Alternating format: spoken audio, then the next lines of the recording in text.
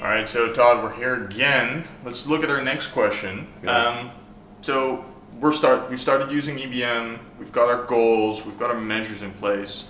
Does it actually tell us what to do next? Yeah. Yeah, and that's what a lot of people will ask is like, does EBM give us explicit instructions for what we should do next, how we should order the product backlog? And the answer is EBM is all about conversations, right? I trust data to a certain extent, but data can also be anchoring.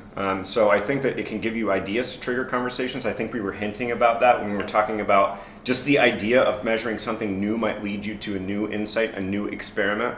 But listen here, we're coping with complexity, right? You don't know what you don't know, and what data you're looking at today may not necessarily be true tomorrow. But use this as a tool for having new insights, triggering new conversations. Yeah, what do you think, Will? It's really, you're navigating in a snowstorm, right? Which is odd considering we're still in Iceland, Yeah. but.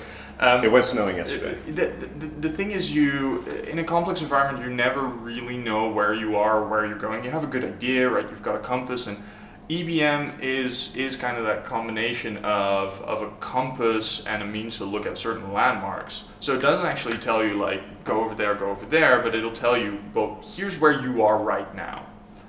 And if you want to go over there, then mind some of the things that are probably going to be in your way. What do you think, Ryan? Where am I at right now? I think you're right. I've been listening in. I think it's the questions that it provokes more than anything else. Ryan Ripley, by the way, ladies and gentlemen.